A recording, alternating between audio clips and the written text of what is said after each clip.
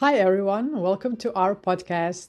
I'm Dalia Kager, a computer science teacher from Eugen Kvaternik Elementary School in Velika Gorica, Croatia.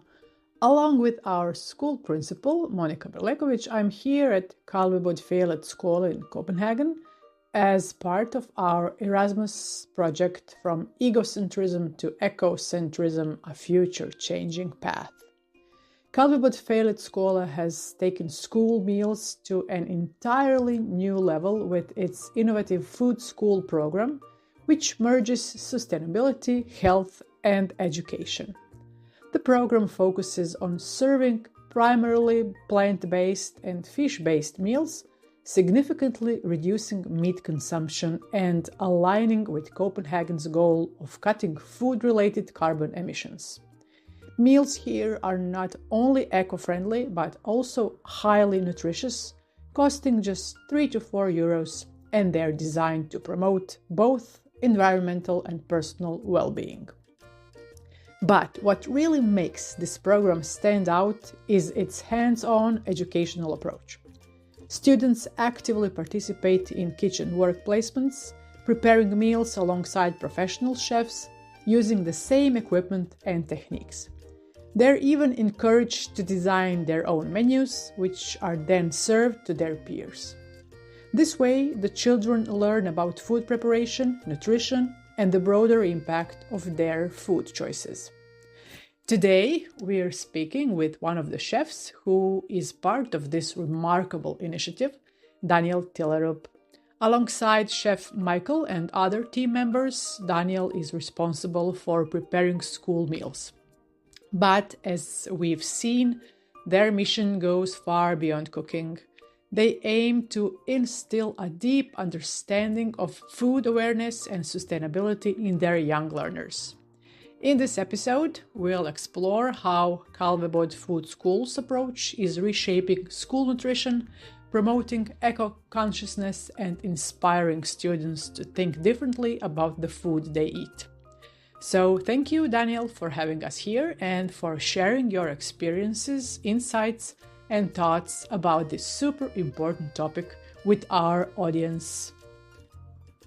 And thank you for being curious about our school. We really appreciate it, and it's nice to see that people from all sides of the world are interested in what we are doing. So thank you to you also. You talk about different projects you were doing with children. Can you tell our listeners about this? Yes, we both have mushroom projects, as you saw on the Instagram, where we had the second graders, where we took them down. We had a little presentation about mushrooms, the good ones and the bad ones, and what to do if we preparing a mushroom. Then we bought like a different kind of mushroom for them, like fresh mushroom, like champignon, portobello, truffle, and other things. And then we put like prices on them in terms of kids' prices, like so truffle, 2 PlayStation, like to get them to understand, wow, that's super expensive. Because if you just say a number, they cannot comprehend. But if you give like 2 PlayStations, like, oh wow, that's super expensive. So then they understand, right? And then they so these card boxes we bought with the hay, that's the one. So these card boxes inside were filled with hay and spores of the mushrooms. They could cut in a cross in each side, and then they water it, and then they put it in a container in the monitors over here, and then they could watch it grow. And we're talking about, so now you did this, now we need to watch them grow, and we put a second A, second B on each thing, and then we made it to the competition. Let's see who can grow the biggest mushroom. And we did that. So, and remember, this second graders and mushrooms are not such a good mix. They don't like it, they haven't seen it much, but now when they've seen it, they touched it, they smelled it, they've been working with it, they've seen it grow, again, ownership, they're super proud, like, oh, so cool. And now we told them, like, okay, so now we're harvesting it with them, and then I'll be frying it together. And when they went through the whole process, like, where does it come from? okay, it's not so dangerous. I made this. This is super cool. And now we're frying it. Wow, you can eat it, and then eat and the taste and mushrooms are like umami. So it's like, oh, it's like chicken or meat or something like that. And now they have this again positive long thing about it, which actually made them all eat mushrooms. So we can really see an effect to what we're doing is really meaningful, and it actually made them eat a whole lot of things they didn't like 2 weeks ago or a month ago or whatever. Yeah. Where do you get the spores of the mushrooms? We buy it from a place called Tautomat. This is just the Danish side, but you can buy it any country who has like mushrooms available. Like this is just a company who take cardboards, fill it with hay and mix these spores with it. I'm sure you also have it somewhere else. Yeah, we have like local manufacturers of mushrooms. Yeah, but I've never heard somebody like school buys spores. So. Yeah, it's just super. Yeah, but you could just. But the cool thing is you could just DIY it, so like do it yourself. So you could just buy some hay, buy some spores, buy some coffee grounds, boil the hay to distillize it, mix the coffee, so you can imagine like a big plastic bag where 8 kids are around it and mixing the hay and the coffee grounds together. And now we just put it in a big plastic bag. We do a lot of holes and put it on a rope to hang it. And that way we put it in a dark place like a container or a shed or whatever. And that way it's just gonna keep growing. We did this at Hotel and Restaurant School. It was super nice, very beautiful project. And I also got it in the media, and we could just see these big bags of mushrooms everywhere growing out. It was oyster hats. It was super cool. It's very flavorsome also because it doesn't require much. So super cool also project to do with the kids and to say like we did this. So you don't have to buy it from a firm. You can just also do it yourself. So what else do you do in the sensory room besides like tasting, smelling? Tasting and smelling. We do presentations whenever people from outside coming, and we also use it for educational wise. We always have the educational up there 2 times a day if we have time. That's basically it. This is our class where we can teach them these things on the presentation, because we have a lot of dia shows like I showed you guys. I just have one for each thing, like fish or ligaments or so. It's way better up there, and also because it's more calm. So we're not down in the kitchen, not in the way in any way, so people can go up there and sit and relax also. And other teachers can also use our room. It's available for everybody. So and we also have a lot of this educational material. We're also sharing with the teachers if they want it. So it's not just for us, like we just make it available. Like if you want to use it, you can use it for whatever class you find relevant. And Okay, Daniel, so you are a chef, a professional chef. I want to know how did you gain your knowledge, your pedagogical knowledge for working with students in the kitchen? Yeah, actually, the experience with 3 kids comes from my 3 years of working with kids here in the school.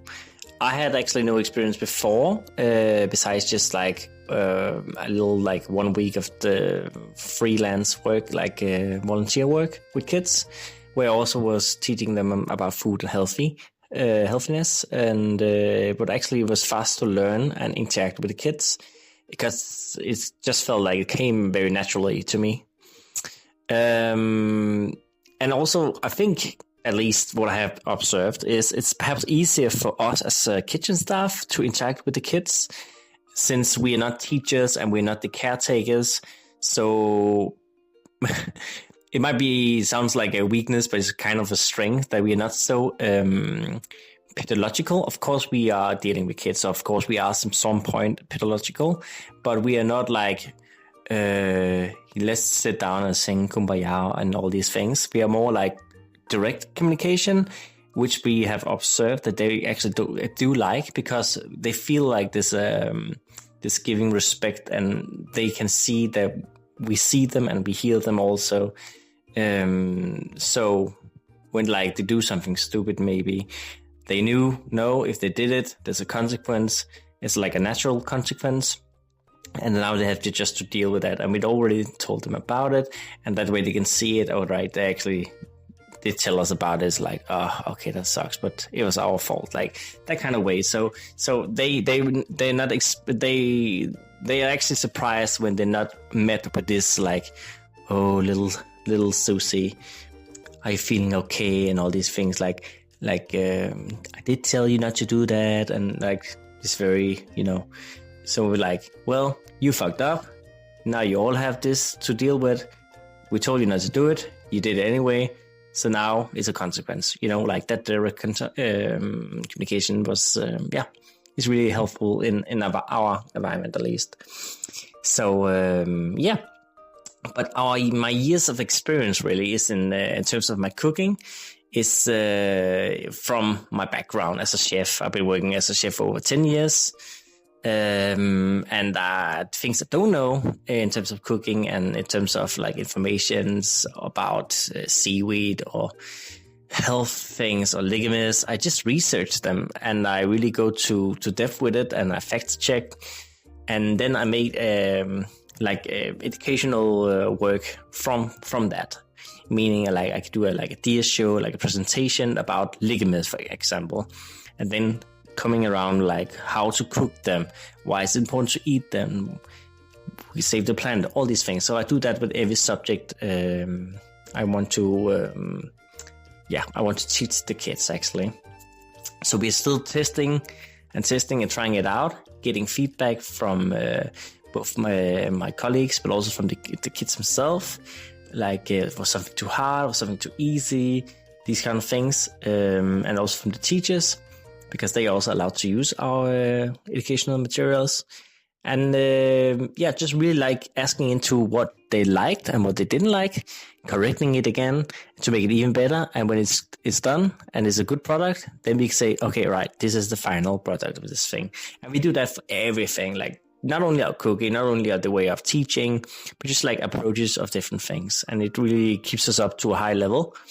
And as long as we also have high ambitions, there's pretty much no limits to what we can teach them, either if it's in the category of food or health, or like what we teach them in the kitchen, or what we teach them up in the classes. We are curious, and that is contagious. So the kids are also getting curious, regardless if it's food safety or where food comes from and what does it do with our body. Like as long as we are like hyped about it, they also like feel like, oh, this is actually exciting. So I think everybody should have really that approach. We can see it works, so why not try it out? So yeah, that's super exciting, at least.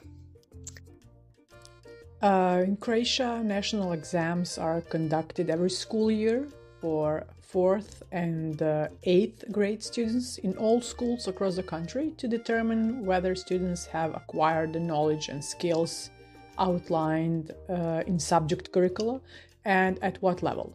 Is there any form of external evaluation of your work at your school?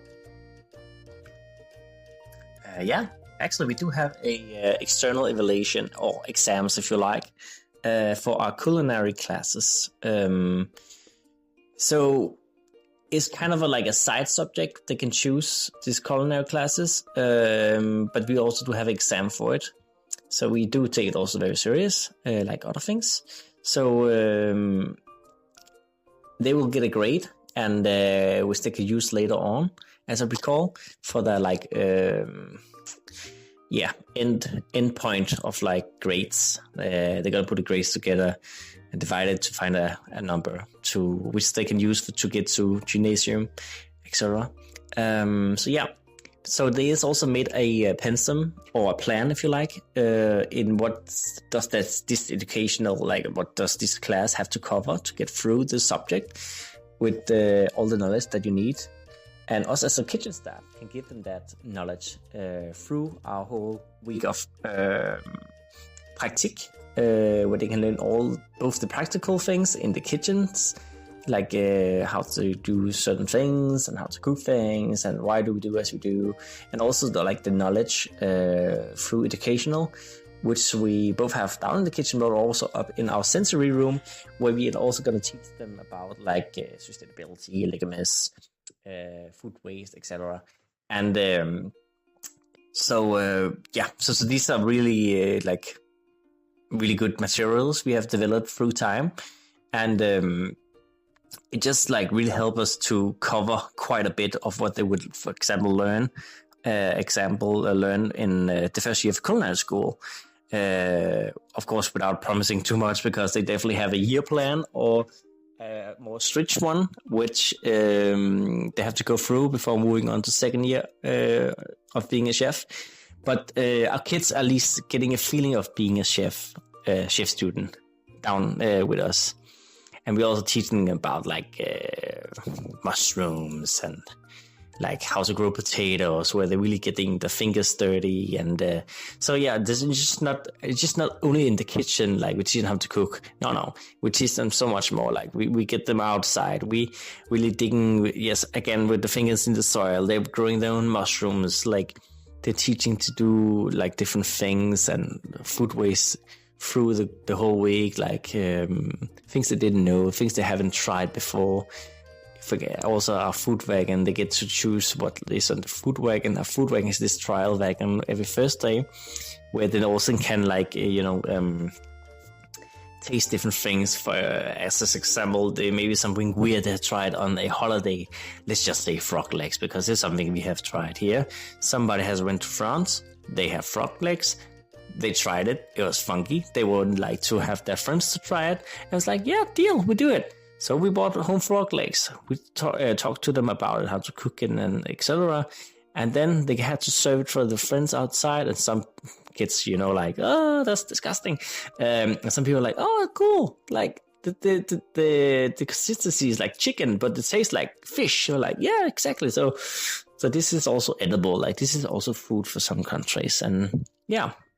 So again, I could keep talking about this forever, because it's such a huge subject, and I just believe this should be a global thing, because wow, it just changed the whole aspect of any food culture, really. If you can teach all the kids about these things. I wish that I had it when I was a kid, at least, to know all these things. I'm just super excited that I can give that knowledge to others now, and just see the chain reaction happening.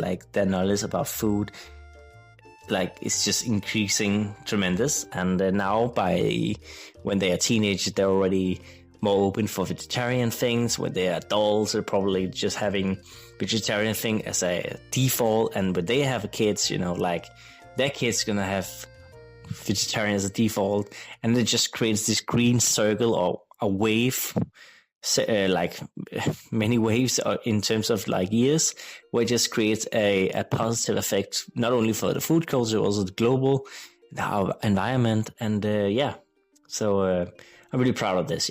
So I really have a good thing saying about this. So it's not like working at a restaurant or the hotel. This is just a way more giving in some sense, and also it helps me having a day job instead of an evening job.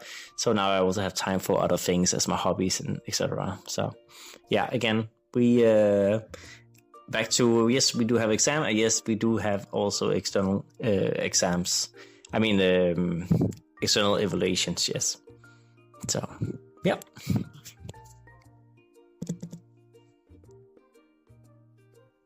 Oh yeah, maybe I should also add that they have culinary classes next to our kitchen, where they can do the classes with the teachers, and we don't really have anything to say about that over there. But besides the having classes in culinary, they also had 1 week the year before in our kitchen, so that really helps them also to be good. to be on good ground when then entering the culinary classes, like just both in terms of like hygiene, but also in terms of like how to react, how to deal with groceries, like food waste, all these things. So it's pretty good, like practice they're gonna get in our kitchen before they actually go into the culinary class. So I also believe that is really helpful for the teacher. So it's just not like a wild goose hunt in there. And then they also have the exam in there. The teacher is going to decide what the exam is about, like if it's meat or vegetarian dishes, or how many it is, and the techniques they're going to use, and food waste, cleanliness, and stuff like that. So so without knowing it, but this is pretty much what it will be around, like the exams for the culinary class at least. Yep. And then they have a certain time spent also. They have to do certain things. They're also going to have like something verbally, like they have to talk about different kind of meat cutting maybe, or different kind of talk about proteins from eggs maybe, or something like that. Yeah. So, Okay, so what is this taste wagon I heard about, and can you tell me more? We'll do it tomorrow. So every Thursday we have a taste wagon where the kids can choose what they're gonna make as small samples. So we have had root veg, we have herbs, we had the frog legs, we had mussels, clams, whatever. And tomorrow we're gonna have duck fried, duck breast with fried with a little bit of honey, and then palm kale, like black kale, fried. And then gonna have that as a little trolley, plating on a big board, and they're gonna drive it out to the 10 o'clock break, like a 9:30 break, and then all the friends from the school are coming to this wagon. It's like, oh, I want to try, and then kind of get then our kids are gonna give them the samples so they can try it. And that way we're also introducing new groceries to them, and make them try things they maybe haven't tried at home. Well, duck they probably have tried, but palm cake, for example, that would be a thing. So we do this every week, and that is also from the budget, extra money we save. We can do that now. Yeah. So again, reusing the money to do something good in a clever way. Yeah, that's cool. That's cool. And this is for the students in the school? Yeah. Only our school, yeah. Oh, okay. But for everybody, yeah. Regardless if they have our food food option or not. Do you have an information how many? Yeah, you told me there is like 400 students that eat. Yes, we have 400 right now eating. Yeah, so without and then we have 800 in the school here. Then we have 150 another place, right? So yeah, so that's 50% at least. Yeah. And we know 0 and first graders also joining in, so we're probably on 65% at least. So that's good. That's a good number. Yeah. So do you have any graph about how this number was increasing? We do have a diagram about the things, yes, to see where and where it's declining, where it's increasing. And so we know, for example, it's always increasing during Christmas because we have rice parade on every Friday, and the kids apparently just love that. So we keep doing that. And at summertime we have something called Koldskål, which is like a it's like a what do you call how to say in English?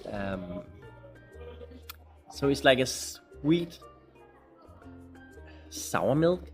So it's like sour milk, but with sugar and vanilla, and then you have like small biscuits called kammerjunker with it, and that itself is actually, they did some measurement, even though it's like a dessert in Denmark. They actually did some measurement. It's actually so healthy that it actually includes as a meal, so we can back it up again. We always check the facts, like, so we can serve this every Friday in a period in summertime, and they can have that. And then we just have a side thing called instead of the biscuits, we're doing a bread, a bun, like a heavy, a healthy full corn bun, right?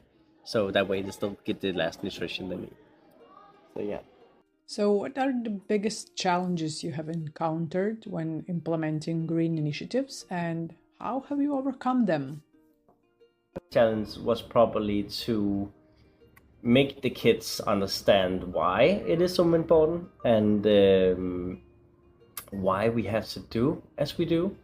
To also get the parents on board on this, to inform them pretty well, to say this is our way, this is the way we want to go. We hope you join this because it's benefiting a lot, and we want also your kids on board.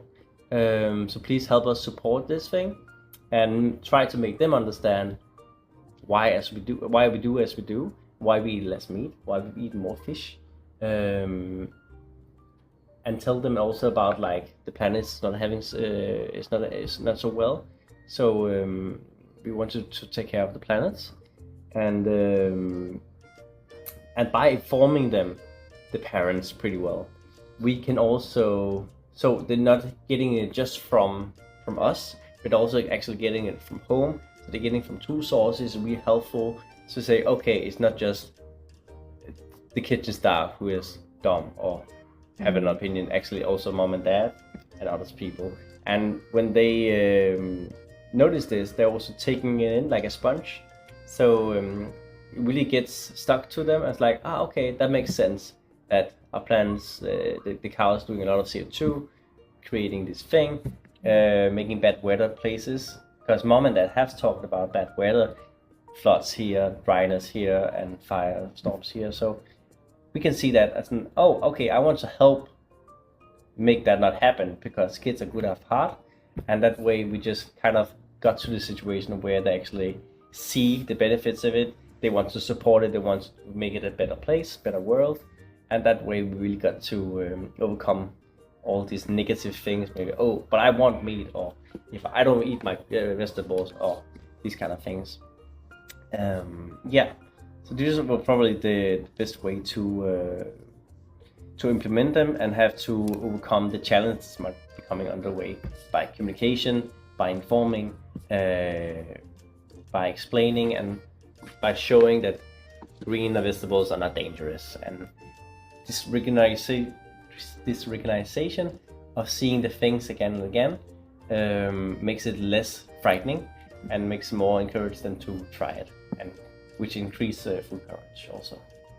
And was there, this is not a question on the list, but we were talking about that with Lina and Michael yesterday. Yeah. They were like, they are the authors of the food school program. Yeah. So they said that mainly there is also issues with with the teachers, because teachers sometimes doesn't want to participate in activities like having lunch with kids or implementing food topics in their own curricula. So do you have any experience with? We have a lot of challenges with this. I think the main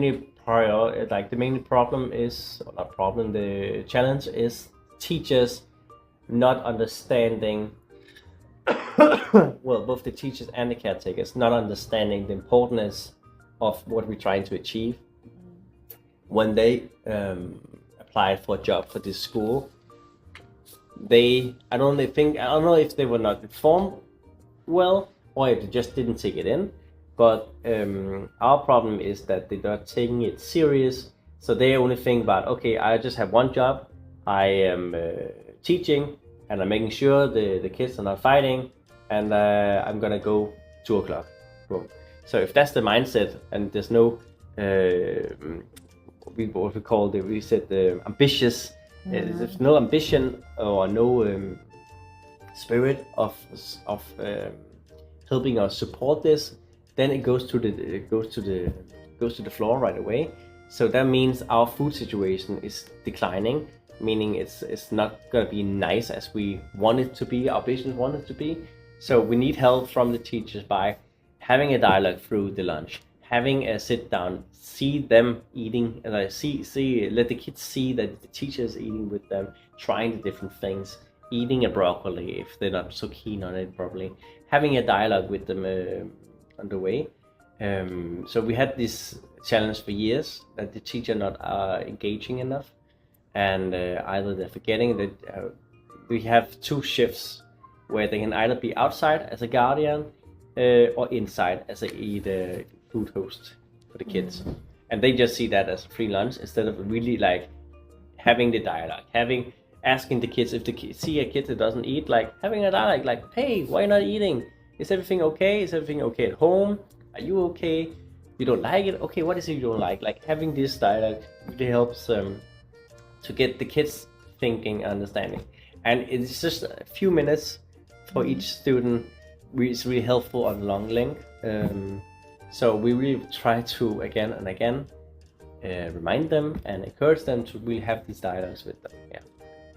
But it's definitely a challenge, yes, because they don't see our vision. They don't understand the importance in this encouragement in the food culture we're having. Yeah. You have any question? No. Not yet. Okay, so we were talking about the vision of the school, the challenges you encountered with students and with teachers, and what about parents? Our situation with the parents is that they write to us sometimes. We have a social media called Aula, where all parents are linked up with their kids, and we write through that. So we always write back to them as a team, not as an individual, because that is to help us. Like that's like saying this is our voice communicating to you, not me, Daniel, as a chef, and that way it's stronger, and also we can more like support it. So we always talk about it in the team before we answering it. If there's anybody have any insight, let's just like, hey, this mom wrote this. She's concerned about little Olivia not getting enough protein. I'm just letting you guys know. I'm gonna inform her. They get a lot of meat at home. They don't need meat here in school also. They're getting a lot of legumes, which has a lot of protein sources. Just so you know, this is what I'm gonna write. Does anybody have input? No? Great, perfect. And then we send it. So it's just like the communication between concerned parents, either because of allergies or nutrition wise, or how can it be that we're only eating vegetarian, only meat every second month? And then we just reply like, hello, thanks for using your time writing to us, blah, blah, blah. Using giraffe language, just like getting down to their, hearing them out is the most important thing. And then just like supporting it with facts and experience. So, yeah. Just to make sure that they know they're heard and that you understand. Yes, exactly. And we are giving them a good stomach feeling that actually we have everything under control. You kid is in good hand nutrition wise, and We were discussing it yesterday. Yeah, but Monica wasn't here, so the questions about supplies. How do you get the ingredients? Yeah, we're getting our ingredients every Monday and every Thursday. Twice a week. Yeah, twice a week.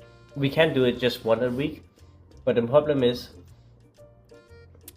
Monday is always a busy day for kitchen staff because you're gonna start from scratch because everything has to be cut or fixed and sliced and fried and stuff like this. And if you're getting groceries for a whole week, that means extra groceries on that day, meaning that's a lot of like at least it takes an hour for us to put things in place. The dry stuff, the clean stuff, the fresh, the frozen things. So if you get for a whole week, it's gonna take even longer time. So we decided to have it on 2 days, and that way we can get the last thing for Thursday and for Friday. So always also keep things fresh, so like herbs or fresh fish and stuff like this. But our what do you call it? Our groceries are coming from one place, which is connected on the same roof. So they both have meat, fish, vegetables, dry sections, etc. And they are a huge company, like a huge competition in a very small market. So they have a good handhold on the things. There's only few others which is not so big. So us as a big client can require a lot because they don't want to lose us, because we put a lot of money into this. So we can still come with a lot of demands, requirements. We need more organic things. We need more stuff like this. We need more gluten alternatives, etc., whatever our kids needs, right? So we could have one for fish, one for green, one for, but collecting it under the same roof by using this firm, it also makes it a lot cheaper.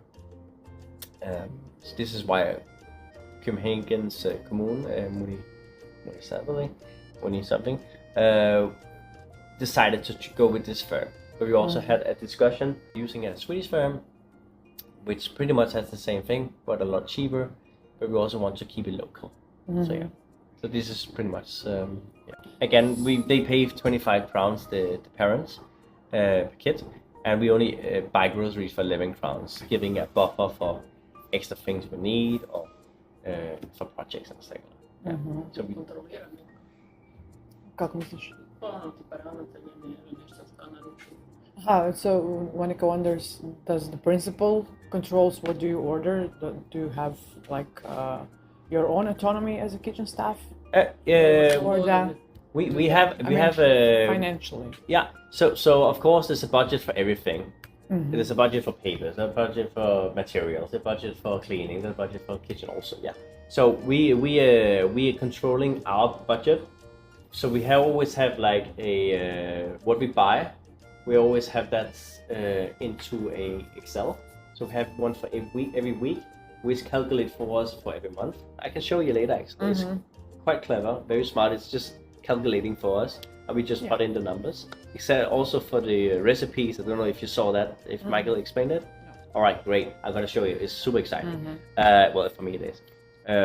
But the thing is, so we have one for every month, and then we have one for a whole year. So it signs up like this. How much money did we get in? How much money did we use? How much money did we how much money did we buy in for? How much money did we spend? Etc. All the fundings come from the parents. Budgets, yes. For the food. For the food. Only, yes. So meaning when we're getting for 25, we're only buying for 11. Means we have a good amount. The school now can also use. So it's definitely a benefiting from the school to have this, because they're getting a lot more money in. They can use on repairs or etc. But as a school, you also have to remember we have big machines that also break down sometimes. So there also have to be a repair budget for different things, right? So and you have to make it's like how much do we think we're gonna use? How much did we use last year? How much extra do we need to put up for next year? These things, right? So always have that in mind. Things, How do you plan the menu? Is it created on a daily, weekly, or monthly basis? Who decides what will be on the menu? The kitchen staff, the students, or someone else? We organize it, but the kids have chosen their own menu. Okay. And by doing that, we also gonna get to one of your questions saying food waste. So we did a lot of food waste measuring. So we had like the food. I don't know if you seen the brown buckets in the hall, the dining hall. That is for food waste. Yeah. And we had some big weights under those for several months to do a measurement for all our dishes to see which one was the most food waste. And through that, we could see which one was the favorites, which one wasn't the favorites. And for those who had the most food waste, we actually did some asking questions schemes to ask the kids. So we can see you didn't like this dish so much. What is it you didn't like? Was it the texture, the consistency? What is the color? What is it, the raw carrots, or was it dry carrots? So that way we had a lot of numbers we now can correct in terms of our recipes, and that way we could figure out how to make our menus. So now we have like a lot of dishes we have to reduce to 2 months, 8 times 5 days. And that way we now can make the kids' favorite dishes, because these are the dishes who had the least food waste in it, and that way we just plugged in. So, but we also didn't just plug in, we didn't plug in for like, let's just say a week. We also had things in mind like how to reuse dishes. So if we had Monday tomato soup, Tuesday we had a pasta salad with salmon, and Wednesday we had a bolognese, so we can use the tomato sauce for the bolognese. If we had the leftovers pasta with salmon, we can use that on Thursday and stuff like this. So always have something in mind where we can reuse it, and that's what we have been doing.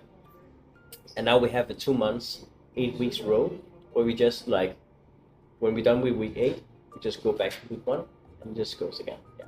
So that way it's kids chosen the menu, we just organize it and makes it the best way to save money and have less food waste and the CO2.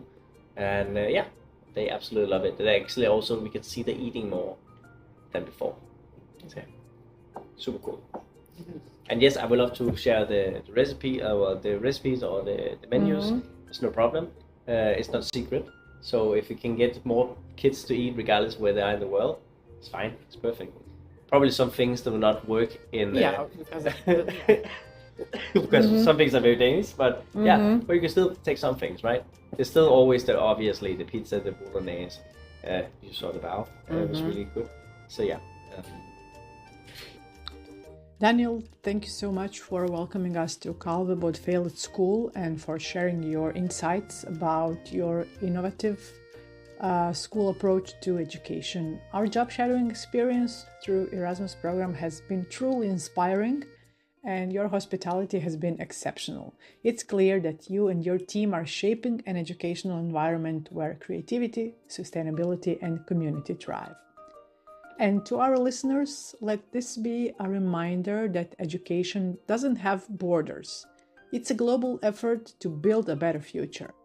Whether you're a teacher, a student, or simply curious, remember, every new perspective is an opportunity to learn and grow. Until next time, stay curious, stay inspired, and keep building bridges through education. Thanks for tuning in.